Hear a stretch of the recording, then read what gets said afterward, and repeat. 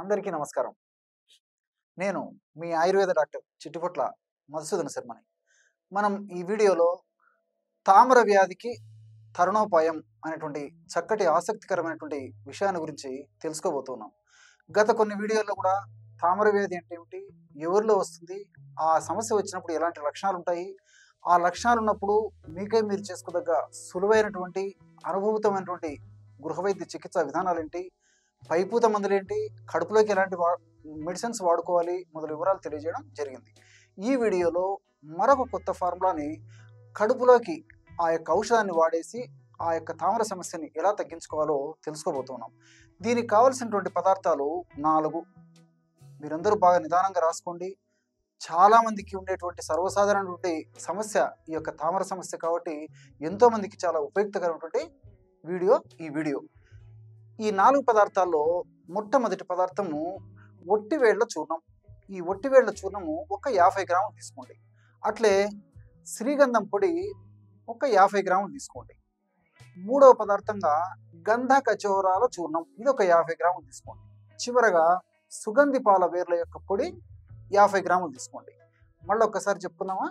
ఒట్టివేళ్ల పొడి 50 గ్రాములు, శ్రీగంధం పొడి 50 గ్రాములు, గంధ కచోరాల యొక్క పొడి 50 గ్రాములు, సుగంధి పాల వేర్ల యొక్క పొడి 50 గ్రాములు. ఈ 4 పదార్థాలు ఒక్కొక్కటి 50 గ్రాముల చొప్పున తీసుకొని అన్నింటినీ బాగా కలిపేసి ఒక గాజు సీసాలో నిల్వ ఉంచుకోవాలన్నమాట. ఈ 4 పదార్థాలన్నీ ఫ్రెష్గా తయారు చేసినవి, తాజాగా తయారు చేసినవి, మనకి అత్యద్భుతమైనటువంటి గుణాలు ఉన్నటువంటి ఔషధాలు కూడా మనకు మార్కెట్లో ఈ యొక్క చూర్ణాలు కూడా దొరుకుతున్నాయి. కాబట్టి ప్రామాణిక కంపెనీ వాళ్ళు తయారు చేసేటువంటి ఇలాంటి చూర్ణాలు తెచ్చుకొని వాడుకోవడం వల్ల ఫలితాలు సంతృప్తికరంగా, ఆశాజనకంగా ఉంటాయి అన్నమాట.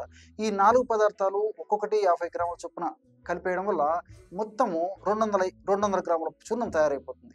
ఈ 200 గ్రాముల యొక్క చూర్ణాన్ని ఒక గాజు సీసాలో నిల్వ ఉంచుకొని రోజు 2 సార్లు వాడుకోవాలి. ఎలాగంటే ఉదయం పూట 100 గ్రాముల నీళ్ళల్లో 5 గ్రాములు ఈ చూర్ణాన్ని బాగా కలిపేసి మూత పెట్టేసి రాత్రిపూట వడగట్టేసేసి ఆ నీళ్లు తాగాలి. అలాగే రాత్రిపూట 100 మిల్లీలీటర్ల నీళ్లు తీసుకోవాలి. 100 మిల్లీలీటర్ల నీళ్ళల్లో 5 గ్రాములు అంటే 1 టీ స్పూను ఈ యొక్క చూర్ణాన్ని కలిపేసి, అంటే బాగా కలిపేసి మూత పెట్టేసి ఉదయం పూట పరిగడుపున ఆ యొక్క పదార్థాన్ని వడగట్టేసి తాగేయాలన్నమాట. ఈ విధంగా ఉదయం నీళ్ళలో నానబెట్టినటువంటి పదార్థం రాత్రిపూట వడగట్టేసేసి ఆ నీళ్లు తాగుతుండాలి. రాత్రి నానబెట్టినటువంటి పదార్థాన్ని ఉదయం పూట వడగట్టేసేసి ఆ నీళ్లు ఉదయం పూట తాగుతుండాలి. ఈ విధంగా క్రమం తప్పకుండా రోజు 2 సార్లు ఈ యొక్క ఔషధాన్ని ఈ పద్ధతిలో వాడుకోవడం వల్ల ఈ యొక్క ఔషధము 40 రోజుల పాటు వస్తుందన్నమాట. అవసరం అనుకుంటే మరలా ఇదే పద్ధతిలో తయారు చేసుకొని మరలా వాడుకోవచ్చు. ఈ యొక్క ఔషధాన్ని దీర్ఘకాలం పాటు వాడినప్పటికీ ఎలాంటి ఇబ్బంది కలగదు. అన్నీ మనకు సైడ్ బెనిఫిట్స్ ఉంటాయి. కాబట్టి అవసరాన్ని బట్టి 40 రోజులు కానీ, లేకపోతే సమస్య మరీ దీర్ఘకాలికంగా మరీ వేధించేటువంటి సమస్య ఉన్నట్లయితే మరికొంతకాలం కూడా వాడుకోవచ్చు అన్నమాట. ఈ విధంగా వాడుకోవడం వల్ల ఉన్నటువంటి తామర సమస్య తగ్గిపోతుంది. భవిష్యత్తులో ఈ యొక్క తామర సమస్య మరలా ఉత్పత్తి కాకుండా మరలా రాకుండా కూడా సదా ఈ యొక్క ఔషధాలు, ఔషధ తత్వాలు, రసాయన గుణాలన్నీ కూడా మన దేహంలో ఉంటూ సదా మనల్ని రక్షిస్తూ ఉంటాయన్నమాట. మరి సమస్య మరీ ఎక్కువగా ఉంటే తాత్కాలికంగా కొన్ని రోజుల పాటు ఈ కడుపులోకి వాడేటువంటి ఔషధంతో పాటు వేప నూనె, మనకి మార్కెట్లో వేప నూనె నింబ తైలం అనేటువంటి పేరుతోనూ, నింబాది తైలం అనేటువంటి పేరుతోనూ దొరుకుతుందన్నమాట. లేకపోతే వేప నూనె అనేటువంటి పేరుతో కూడా దొరుకుతుంది. దీన్ని నీమ్ ఆయిల్, మార్గోస్ ఆయిల్ అలాంటి పేర్లతో పిలుస్తుంటారనమాట.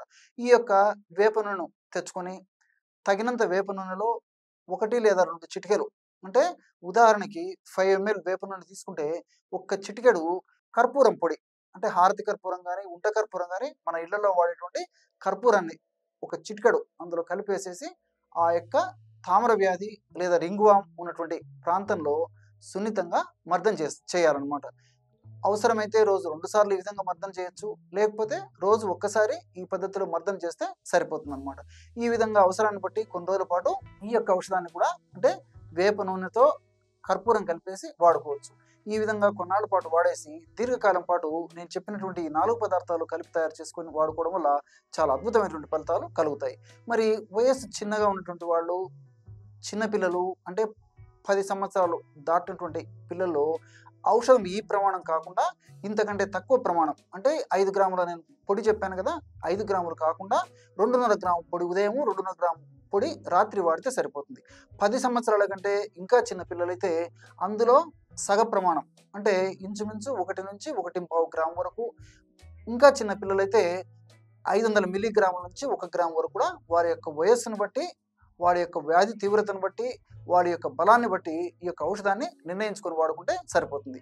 సర్వసాధారణంగా పెద్దవాళ్ళందరూ కూడా నేను చెప్పినటువంటి ప్రమాణమే వాడుకోవచ్చు. చూశారు కదా ఎటువంటి సులువైనటువంటి ఔషధ యోగాన్ని తామర వ్యాధి తగ్గేందుకు ఈ వీడియోలో తెలుసుకున్నారో. మరొక వీడియోలో మరొక అంశంతో మళ్ళీ కలుద్దాం. అంతవరకు నమస్కారం. మీ చిట్టిబొట్ల.